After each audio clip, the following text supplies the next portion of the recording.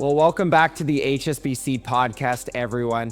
I'm your host, Dave Mormon, and in today's episode, I am super stoked. I get to sit down with my buddy, Dan Givon, who is scaling up an incredible business on the other side of the country here in Canada. He is growing his company, Shine, as well as the Deck People, and they are well on their way to building an 8-figure business in the home service space. And it's kind of a funny one because we get hit up with guests to come on our podcast all the time, and we generally say, no. Well, Dan reached out to me years ago when he was getting his company up and going, and I didn't think much of it. And fast forward just a few short years, I reached out to him for him to come on our show to share his story. So I think you're gonna find a ton of value in this one and a lot of learning. And so get ready to take notes because Dan is a young entrepreneur. He's very hungry, very ambitious, and I really enjoyed our conversation here all about how to scale up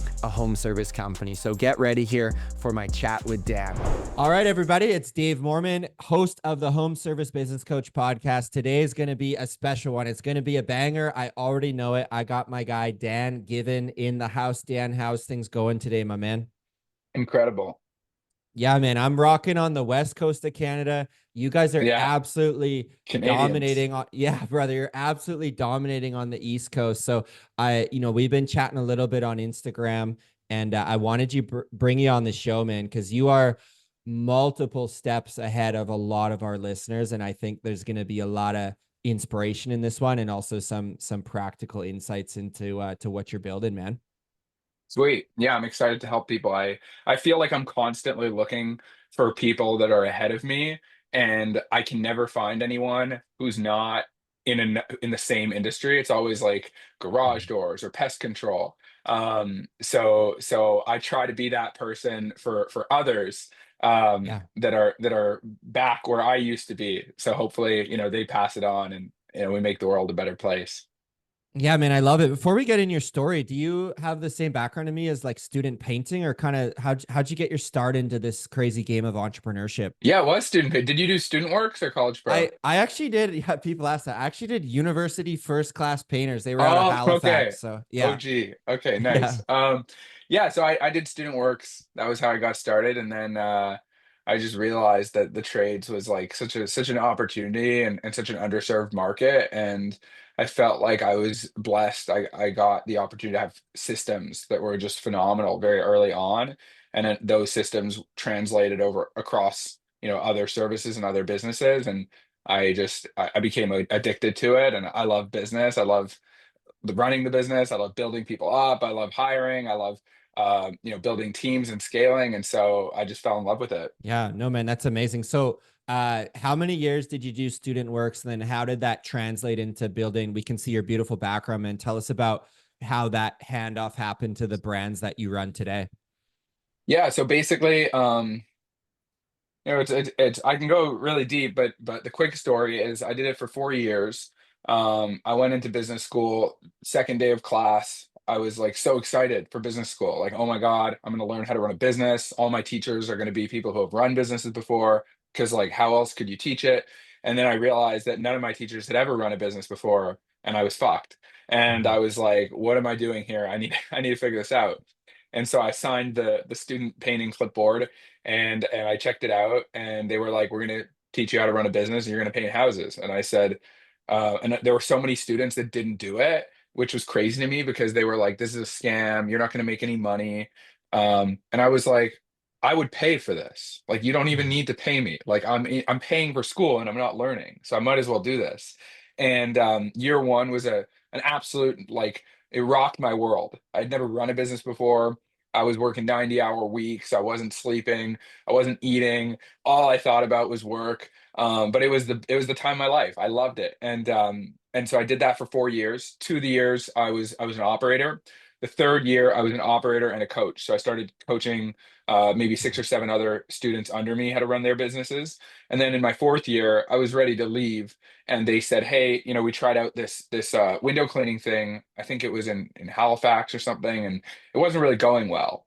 And they said, "This someone tried it. We had 2 people that were low performers. Do you want to see if you can do it?" And so I basically I recruited all my own, students, my own team.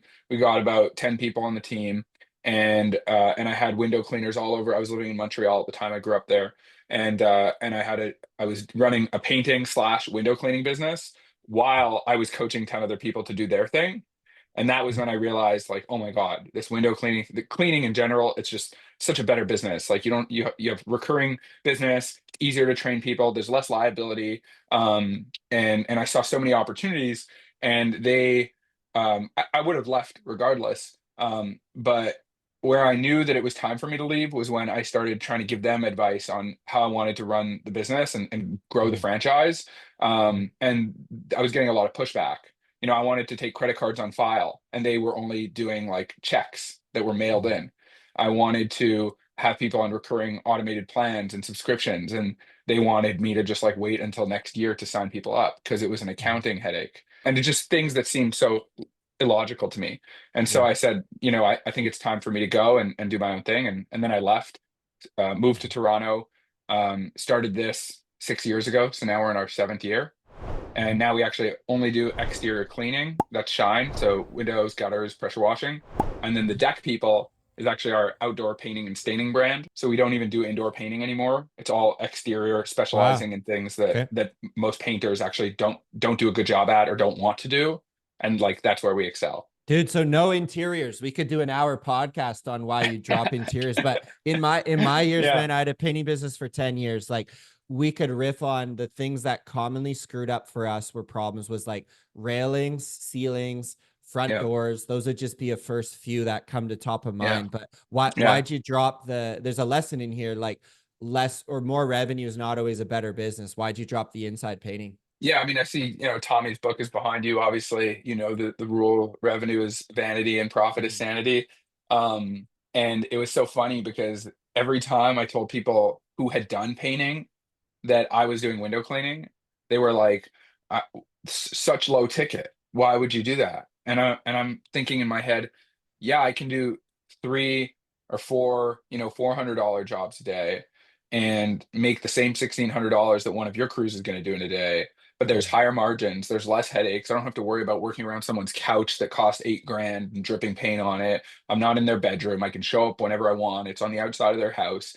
And so I also saw the recurring model to it was the reoccurring model to it was just way more valuable too, because with painting, I'll never forget, I had worked with this lovely lady in my second year as an operator, and she was so nice, and she never worried about the money. Like, she just said yes to whatever I said, and she was great to work with. 2 years later, I drive by her house and I see another company's sign outside her house. And I call her up and I'm like, Janice, like, what's going on? I thought we had Yeah. something good here. Yeah. Like, tell me, like, did I do something? And she's like, no, I completely forgot who you were. And I said, ah, so the fact that I wasn't around for 2 years, then you needed something, you forgot about me, and you just hired the next guy knocking your door. So if I can be there more frequently, then we have a real relationship. I'm there once, two, three times a year. You're never going to forget about me. And then when you need that higher ticket service, I can come in. And painting, everybody has some Italian guy who, paints for 30 bucks an hour, and he's a better painter than like I could ever be. So I'm just going like, why am I competing in this industry that I can't build value in? Like, I can't Mhm. create a better customer experience because they already have that. But Mhm. in cleaning, there's so many companies because there's low barrier to entry, and most of them suck either at the service or at the actual experience side of it. Maybe they're great cleaners, but they don't know how to run a business. And outdoor painting is also very technical. You got to know your products. You got to know how to prep the surface. You got to know what you're doing. And most great indoor painters don't want to deal with outdoors because there's a bunch more headaches. So that became my niche. I was like, I'm going to be Nice. really good at the things everyone else either sucks at or Mhm. doesn't want to do or doesn't know how to do. And that's the thing I'm going to build my market in. It's amazing, man. A lot of times too, that solo Italian guy can't take on a 150-hour exterior project. So you're Yeah. exactly right. It's exact same here on the West Coast. Like we found that as Yeah. well. So that's really smart. One thing I want to, I guess, before we get into some branding stuff, just tell us what the company structure roughly is and share as much as you want by way of what your target revenue is, how many jobs you Yeah. guys are doing. Because I think you come across as this really chill Canadian, but you're running a freaking empire, man. So just take the mic and tell us what it looks like today. Yeah, it's funny you say that because it's like relative to where I was 3, 4 years ago. I do feel like I'm running an empire, but as the mountain peak always moves to a higher point. Now that I am where I am, I'm like, you just add another zero to your revenue, and you're like, that's Sure. why am I not there? So Yeah. I have friends who are doing anywhere from 40 to a couple $100 million a year, and I'm like, wow, I'm so behind. So if anyone listening feels that way, like that's totally normal. That's the toxic trait we have as entrepreneurs. But yeah, we're about 40 people on the team. We'll probably be about 50 by the end of this year. So we're growing by about 10 people a year at this point. We're like, I would say halfway to 8 figures now. The goal for me would be to hit 10 million in the next 3 years. My ultimate, vision is really to turn this into $100 million plus business. And I think we can do that organically without franchising and just own the whole thing in Ontario without even, leaving really the greater Toronto area. And ultimately the structure, I mean, I don't know if you want me to go into like my Keep hierarchy of keep her my going, brother. operation. Let's hear it. Yeah, this is very fascinating for everyone.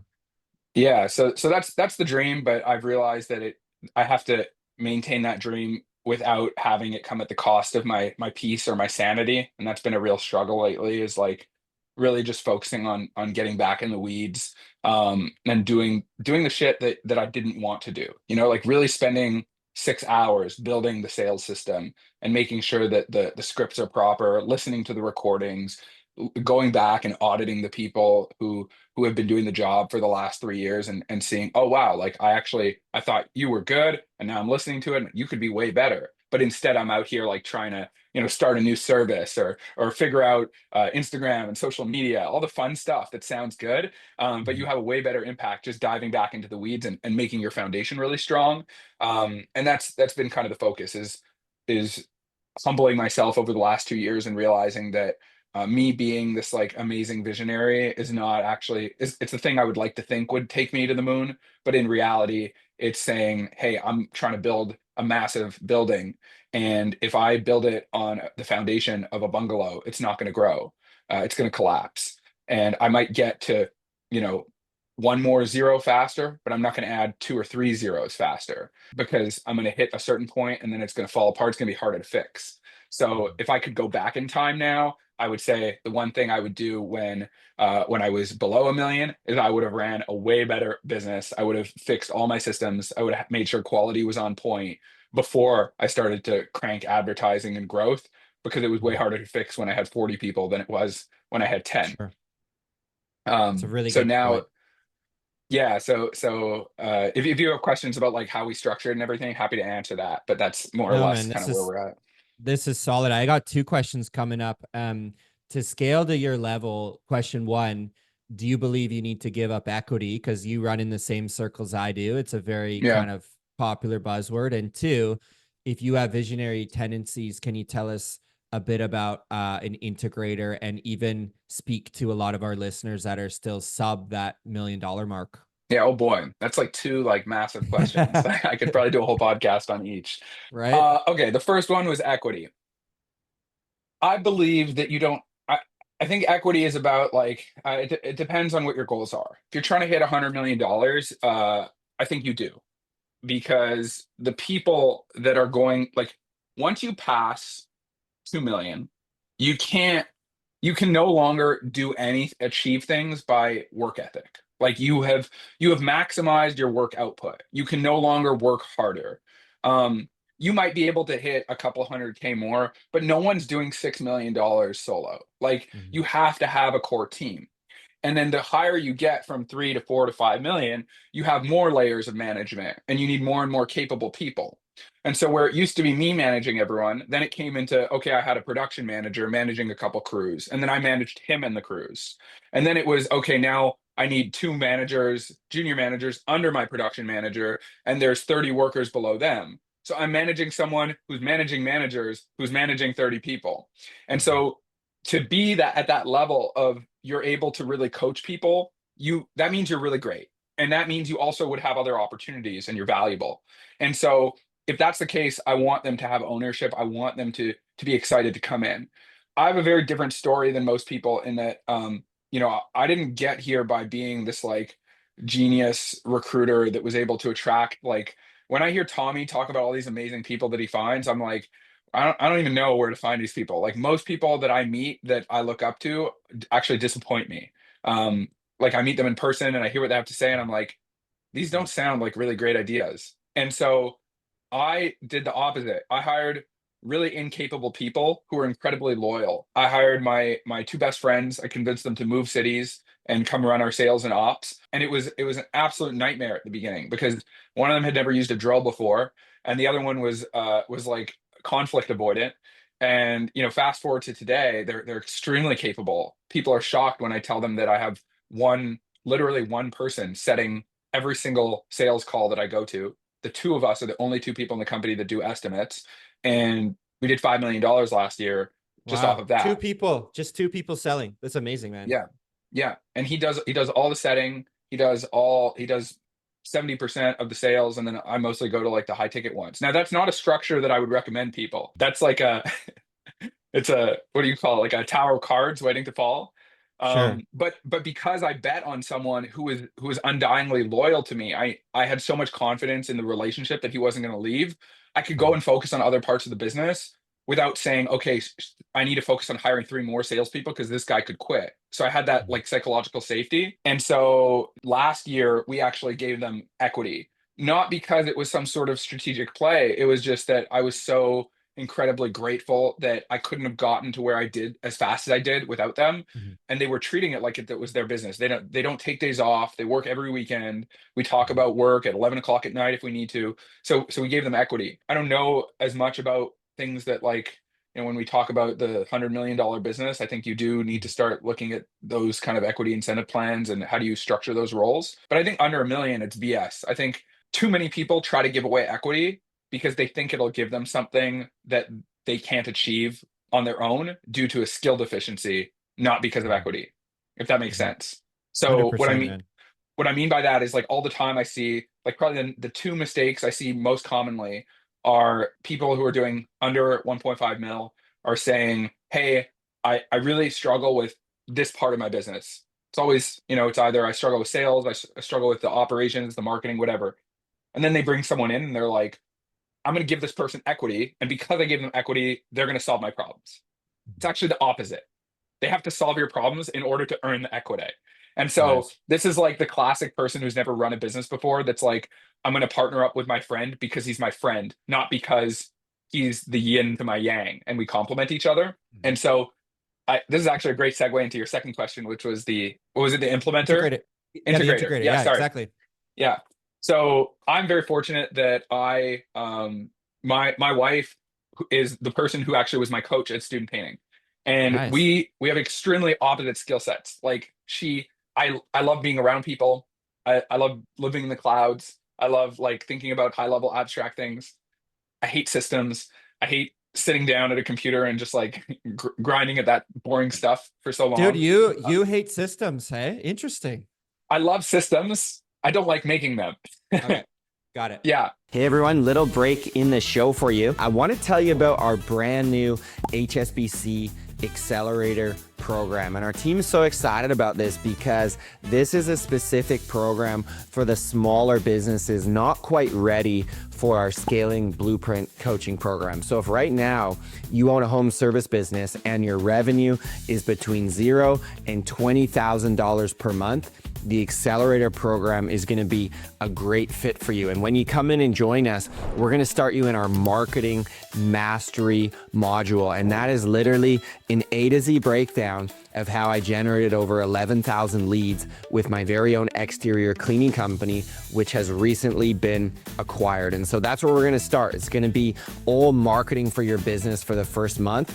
And we're going to layer in coaching calls as well as community with these templated systems that you'll get your hands on. So I'll leave you with this. We are promoting this new program for our first founding members. We're giving a pretty sweet deal too. So you can go ahead and check out the link below. And I look forward to seeing you on the inside of the Accelerator program. So you need them. Like I love them in the business sense. I just hate the hours and hours of sitting at a desk and making them. and formatting them and making sure they're readable and reviewing them. She's amazing at that. Like, she can crank out a system in 20 minutes that would take me 3 days to make, and it'll be Sure. twice as good as mine. And so I was very fortunate that I had someone who could compliment me like that. And through that, I realized that most people, they bring on someone because they're available. It's just like getting married. Like most people, they turn 35, 40, and they're like, I'm Yeah. single, I'm dating someone, I'm not going to go anywhere else. So I might as well just marry this person because it's not that bad. Yeah. And then they get divorced 20 years later. Yep. And so I say I'd rather be single than be with the wrong person. Mhm. And so that's how I was in business too, where I said, when I see other people who are like, I'm going to bring this person in, I'm going to bring my star technician as a partner. I'm Yeah. like, why? Like, let them do the role and see if they can do it. And if they're crushing it, then sure, give them partnership after 2, 3 years, but they have to earn it. You don't give it to them and then they get the results. So that's amazing. Gold nuggets, man. Your wife right now, if I understand, she's your integrator in the business then? Yeah.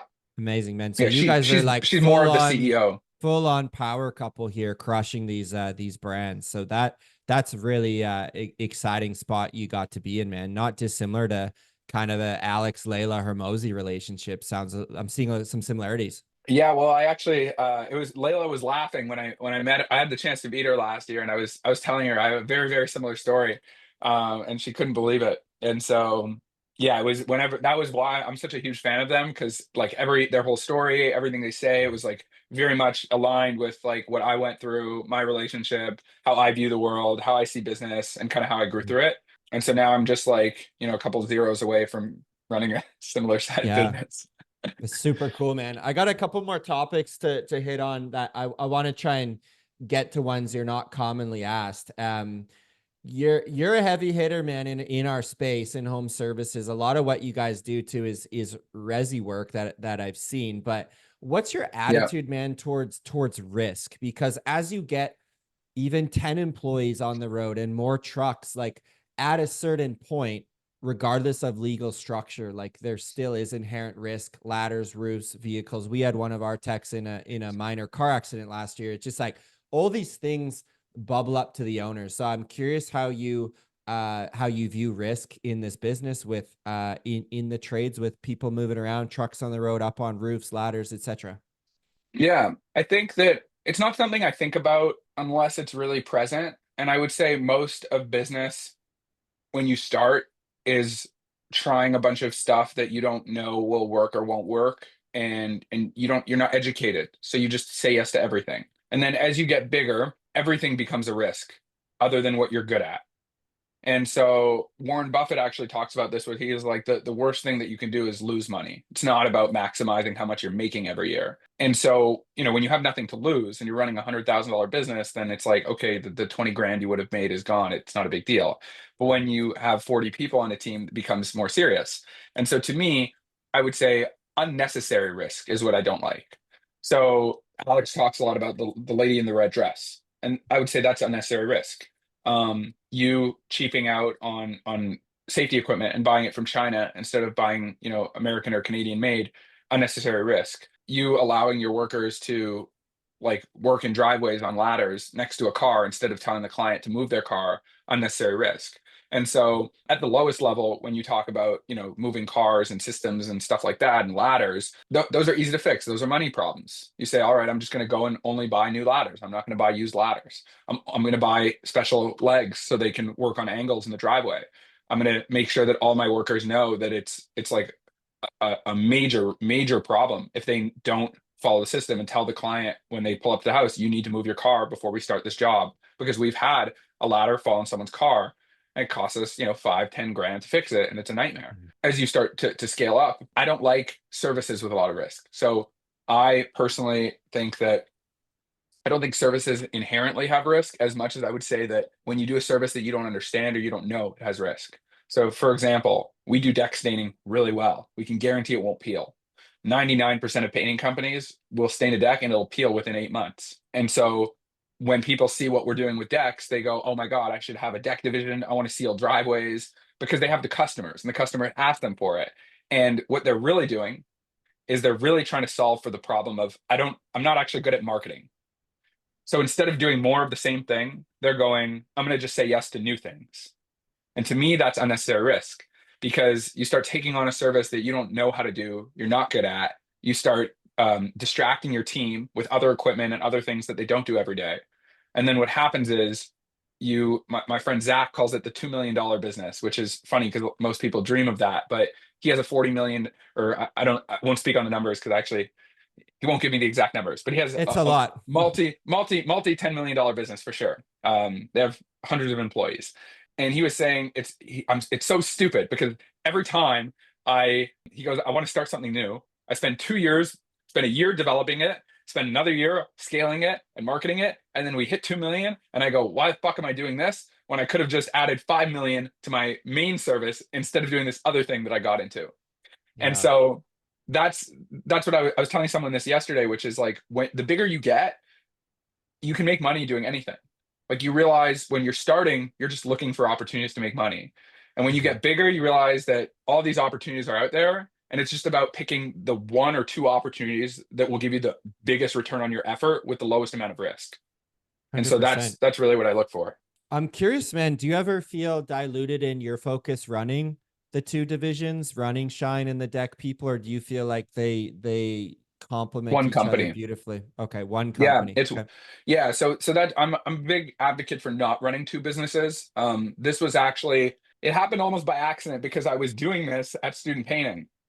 So I found ways to make them synergistic. Like, the seasonality ebbed and flowed well. It's kind of like Christmas lights, you know? I found during peak seasons of the deck season were low seasons for cleaning season, and vice versa. I found that the decks in themselves were kind of annoying, but I took my best cleaners and I could kind of elevate them to do decks and outdoor painting. There was a point where we were going to stop painting, actually. We said this is kind of a distraction. And then we said, well, there's so many people that want it from us, and we already have all the gear. We're already using the ladders. We're at the house doing the cleaning anyway. And so I said, well, why don't we just charge more? Because if we're going to charge the same amount per dollar and it's 3 times harder and more costly, like, why am I doing this for less money?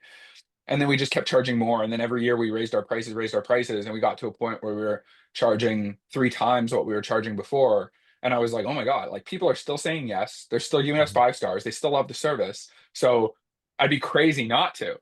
And so when I met Alex, I asked him, I said, do you think that am I delusional? Am I actually running two businesses, or is this one? Because it's becoming a little bit more operationally heavy. And he had a great answer. He's like, well, it sounds, every business as it gets bigger has operational friction. The key is how easily you can lubricate the two syncing up together. And so what I found was that Shine became a really great magnet for talent, where I could easily train and filter people through with low liability for mess ups, and then filter them into decks. So it became the recruiting engine. And then I found that Shine actually became a lead magnet for decks, because, like I said earlier, when Susan doesn't see me at her house for 2 years, she doesn't remember that I stain decks or do painting.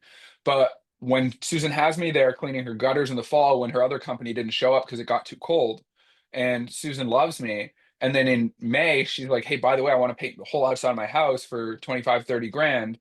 Boom. That just massively increased our customer lifetime value. And so Shine became a lead magnet for like low ticket recurring services that keep people in the funnel. And the deck people is the ancillary service that we offer. So we've actually become almost like a deck business, in where it started as cleaning and we happened to do some decks. Now we're like slowly shifting from 50-50 to maybe like 60-40 and eventually 70-30 on the deck side, where the windows are just the engine that like keeps everything running, but the decks are really where all the value is created. It's exciting, man. And I think you've planted your flag for business in a great location. I actually grew up on a farm just outside Brantford in Paris, Ontario. Okay. Wasn't a very affluent area, but man, I was 10 years old at the time. The boys we'd play from Mississauga, from Oakville, those boys' parents had a lot of money. And I know that not a lot has shifted, that I'm on West Coast, you're East Coast, but I think the most wealthy people in the country reside within a, I don't know, 100-mile radius from where your business is. Is that correct to say you're in a really like affluent area? Yes, but I want to add a context there, because I know that people are going to listen to this and they're going to use that as an excuse. And they're going to say, this guy's in a really rich neighborhood. That's why he's doing well. And I want to let everyone know that if you took these same systems and you operated them in any other city in Canada that had like an actual population, I'm not talking about like the lowest income with the lowest Sure. population, but like a decent city, I think we might have taken 15 to 20% longer to get where we are, because the average home is more expensive here. But most of our clients are not ultra wealthy people. They're actually like regular people, where rather than having, I would say it's everything is relative. So like in Montreal, I might do a house that's worth $1 million, Mhm. and the dad goes out to work and the mom stays at home. In Mhm. Toronto, it might be a $2 million house, but in order to afford that $2 million house, both parents are working to afford it. So their relative, what do you call it, like spending power is Sure. similar. And so Toronto is very densely populated. There is a large population. There is a lot of wealth here. So yes, that is true to an extent, but Mhm. our customer base is spread out over 6,000 people. We don't have 6,000 millionaire clients. We have maybe Sure. like a few hundred, and Yeah. then the rest are just like, I would say, are my favorite customers are like middle to upper middle class, because the Yeah. super wealthy people, I mean, I'm sure you know this, like they already have a guy. They don't want to talk to you. They're like, Yeah. my Yeah. neighbor's cousin is the carpenter and he charged me $30 an hour for my estate. And I'm Yeah. like, cool. Like, you have really high expectations. You don't want to pay a lot. Like, we don't want to work Yeah, together. man. And they can be really difficult. We call them the super affluent. They have their guy on payroll paid through their Yeah. family trust. And like Yes. just generally they're not hiring Shine or the deck people for sure. One other thing, man, I want to hit you up on is we're recording this spring 2025 subscription model, automatic customer, John Yeah. Warlow's book. Can you talk through how you've seen applicability directly into your business? Because of course we don't love to store a credit card and charge it X amount each month. What have you found as way of like generally working for the cleaning side of things?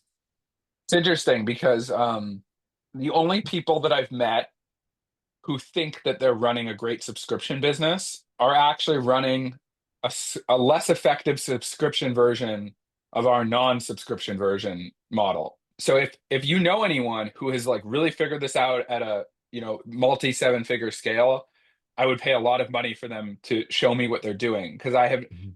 here's the way I see it. Everything has to make sense for the customer. Like, if it's not better for the customer, then there's no point in doing it. And so right now, people want to get customers on the subscription because it benefits them. And the way that I operate is different from most companies. Most companies, they send out an email, they're like, click here to book your service. And then the customer clicks and they slot in.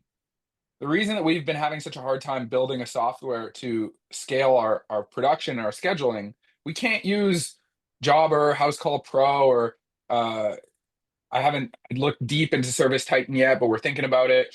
Trying to build something on Salesforce, is because we schedule months in advance.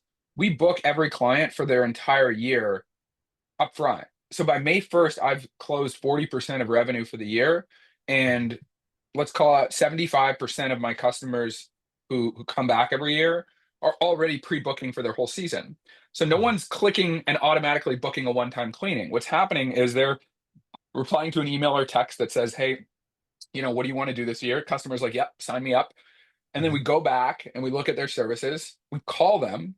So it's a real pain in the ass to do, but we manually call them and we say, hey, Jennifer, just want to confirm you want the same thing as last year. We're going to do your windows in the spring. We're going to do your gutters in the fall. And we're going to also power wash your pool in the spring. And she's like, yes. And we go, and I assume you're going to want the interior as well. And she's like, yeah, do the interior too. And I'm like, okay, great. And so we try to maximize that revenue for the year, and then we pre-book them into each month that they're going into without a specific date. We just say, hey, we're going to come Mhm. in July. We're going to come in November. We'll text you the week before we come. And we send them the contract.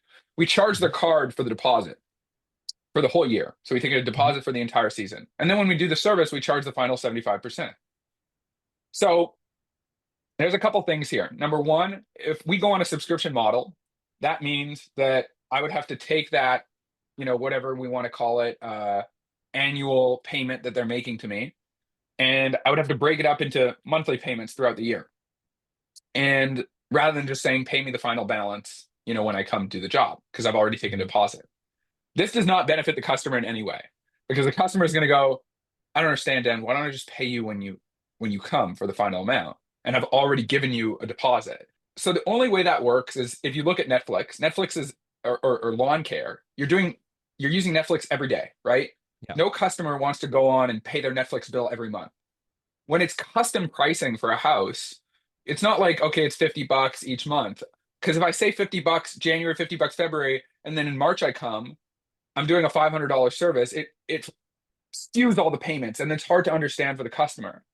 And so I think automatic payments work if you're doing a consistent service at the same price and you're there frequently. That means like 4+ times a year, to the point where it's easier for the customer to be on auto pay than it's not. But I still get the same amount of pay. And at the end of the day, I'm just collecting it at different rates. The only problem that I have is that I do want people to auto renew when January comes, so I don't have to call them. But at the same time, when I call them, they usually end up adding services. We build the relationship. And so I haven't found a way to say, and people change their services all the time. They're like, last year we power washed, this year we don't. Last year we didn't do the inside, we do. So if you're not a really, like one of our core strengths is sales. Like, we're really, really good at sales. And so if you're not great at sales and you just want to like be a window cleaner and you want people to renew, I think you can totally figure this out. But if you're trying to be like, I want to maximize every dollar, and like, I would say picking up the phone is the way to go right now. Dude, I love it. I agree. Your current system would whoop a lot of what I'm seeing. I've not seen someone crack it at scale. Here's my issue with it. I believe an affluent customer has the money and they just want things simple. They just want to pay. Like, for me, if you're going to come do all my stuff, I'll write you a $5,000 check. I don't need it to be on a $397 a month, because exactly what you said, man. I think, like, if you're not coming regular to my house, it's just like, why are we overcomplicating the thing? Now, this is what I think is going to happen, is there'll be some kind of an AI agent in your business in a year or two from now that I would literally have a spot to book in and take my 5-minute, 10-minute call with the agent. And if I want any changes, whatever. And that's probably something would be so cool as a customer, that I could talk to someone and get it scheduled and boom, we're set up. I think that could be really exciting, an opportunity for your business, like from a customer's perspective. So cool. I agree. 100%. Yeah. Like, when I think about it, I'm like, I want my brain to be clear. As someone who's busy, whose time is worth a lot, like, I don't want to be thinking about how I paid Lewis $200 a month and now I don't like him anymore and I have to cancel my contract, and he's showing up, and like, sure, if he's here every 2 weeks cutting my lawn, put my card on file, charge me every time. But if you're going to come one time to clean my vents, why am I paying you $50 a month to clean my vents? Like, come clean my vents, take a deposit if you want, and then I'll just give you the $500 and we're done with it. And then I'll call you when I need another vent cleaning. Yeah. 100%, man. Thanks for summing that up. Last thing, man.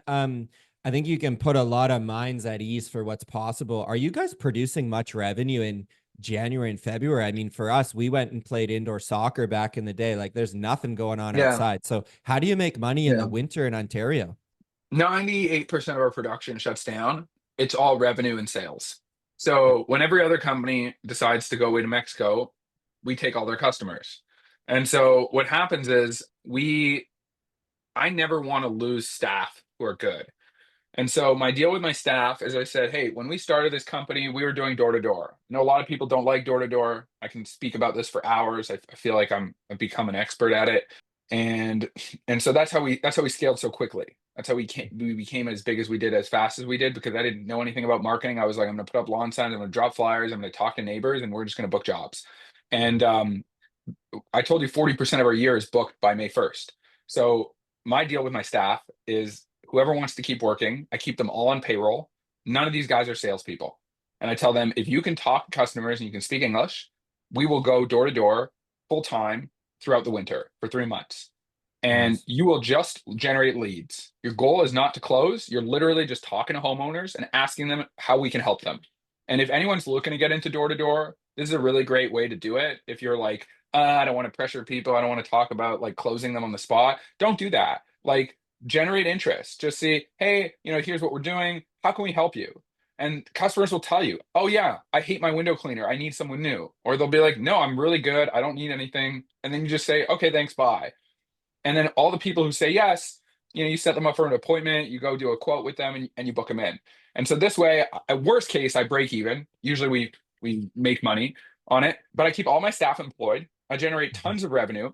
And so by May 1st, we're doing all of our sales, all of our system creation, all of our new office stuff, all of our hiring. And then by the time spring rolls in, I'm not caught up in this hamster wheel of like, oh, I don't have employees and like I need more sales and I have these low months. Like we're already to this day, we're booked out for the next 2 months.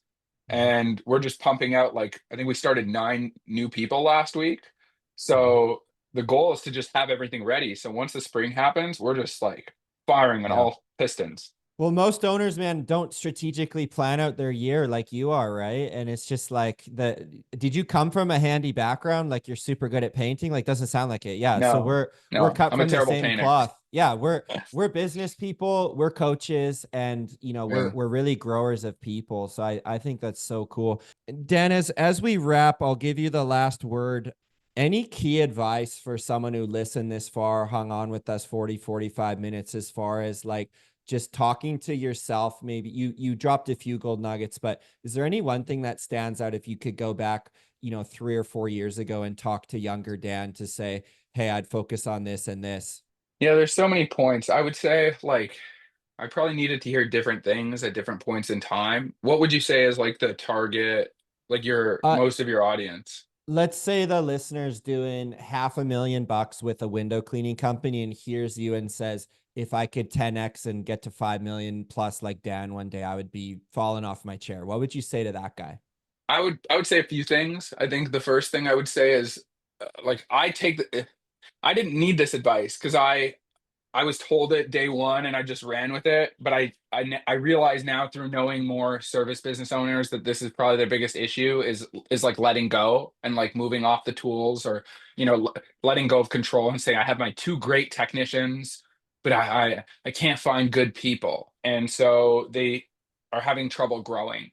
And so the first thing I would say is like everybody, you can always find someone who can do your job better than you. It might not be one person who can do everything, but you can break up your job into 6 different jobs, and you doing each job partially with your focus split is not going to be as effective as someone who's a rock star in that one role who's just doing that all day every day.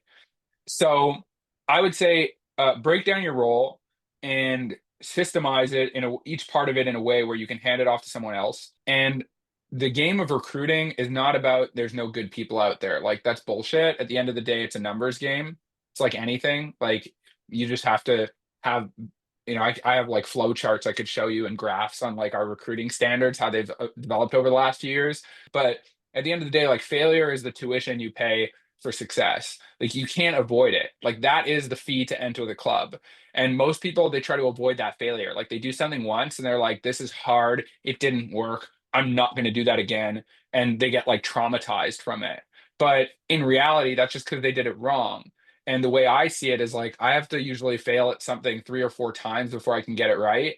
So as before, I kind of like would freeze up and I'd be like, I don't want to make that higher. Like it's going to be a headache. It's going to be hard and miserable. And now I'm like, okay, I need to fail at hiring 3 people. Like otherwise, I'm not going to get to that good person. And so we used to hire like I did 60 interviews to find like 20 people. And then I did 100 interviews to find the same 20 people. And now I hire like 2%. So I'll do 100 interviews to find 2 good people that will stay for a whole year and be like long-term employees. And so just like expect the failure and move through it faster. The faster you can fail, the faster you can get where you want to go. And then the second thing I would say, which I really needed to hear, is you having anxiety and stress and like thinking that you're just gonna like plow forward and push the business forward is not going to have a very large impact on you growing from 3 to $10 million or 1 to 5 million. Like the biggest driver of that push is going to be your ability to make sure things don't break along the way as much as they do, meaning train your people well, make sure they're happy, make sure your training systems are good, make sure your office is locked in, make sure your staff are like, they know what they're doing, they're getting the proper coaching.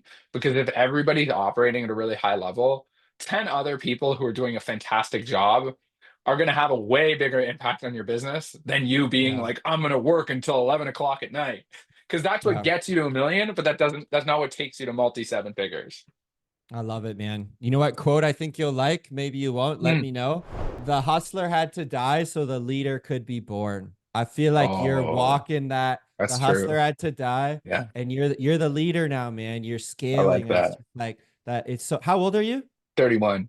You're 31, man. Yeah. You're a young buck. You got 5 years on me. It's so inspiring, man. You stopping by, sharing with the listeners. Where could someone learn more, Dan, about you, or even like you drop so much gold here for them. I know Mm. you want to get in and do some more speaking stuff too as you keep Yeah. growing. So where's the best place to connect and say hi to Dan? You can mostly on Instagram at Dan's Views, DANSVIEWS. And I'll usually just like anything that I feel could help people, I'll kind of put out there. If you clip up this podcast, like I'll repost stuff. Cool. And then through that account, you can actually see our two company pages for Shine and the Deck People. And then if you are really like trying to dive deep into other things I've talked about, you can always go on YouTube and just search up my name. And you'll see some other podcasts I've done. And yeah, there's a pretty deep wormhole going back to like a few years ago when we just started the business.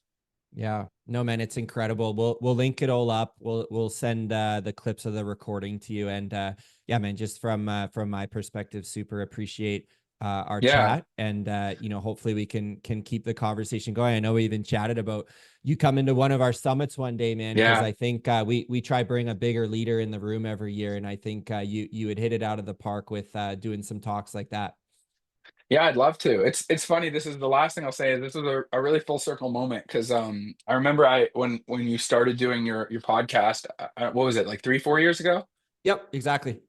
Yeah, so like right when you started, I was like, oh, like he's like not many people are doing this. I'm gonna hit him up, and I DM'd you, and then you were like, yeah, we're not really doing like taking on guests right now. I was like, okay, Yeah. message received. And then you hit me up recently, and I was so Yeah. excited. I was like, I'm finally big enough that like it's coming back.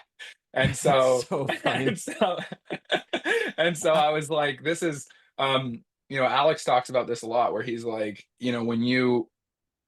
when you're starting out, you fight for people to recognize you and to see, and you spend all this energy trying to be acknowledged and network and be in the rooms. And he's like, you can do that, or you can just like get, so fucking good that you just They work, come and to you. then people Yeah. just come to you. And that's really been kind of like another focus shift that I've had lately, which is like I've shifted from 2 years ago, I was going to all these events and I was meeting all these people. And now I'm like hyper selective of like, if I don't think I'm going to meet someone who's really going to impact my business, like I don't go to that dinner. I don't have coffee with that person. Like people Yeah. message me, they're like, do you want to get lunch? I'm like, no, email me your questions. I will answer Yeah. them. I want to help you, but this is not worth my time. Yeah. As if a $20 lunch is going to get you out and be super enticing. And that's with like respect too. But I think just as you evolve in the game of business, man, there's a premium on your time. We all have the same 2,000 Yeah. hours a year. And, you donated one of those precious Dan hours to me and my listeners. And we Yeah. appreciate that. So you can only so much a Dan to go around. That's a great point. Well, I love what you're doing. I respect that you obviously, you were running your own cleaning business. You were actually doing it. There's so many coaches that I called when I was looking for a coach, and I was like, hey, they're giving the whole sales pitch, and I'm like, but how big is your business? And it was Yeah. always like 10% of the size of mine. And I'm like, this you should be paying me. Why am I? So I appreciate that you're actually doing it, because Yeah. I think there's not enough coaches that are really like walking the walk and trying to help people out. Yeah, appreciate you, brother. Thank you so much For for sure. stopping by and having a great high level chat, man. Means a lot. Love it. Great meeting you. Thanks, David.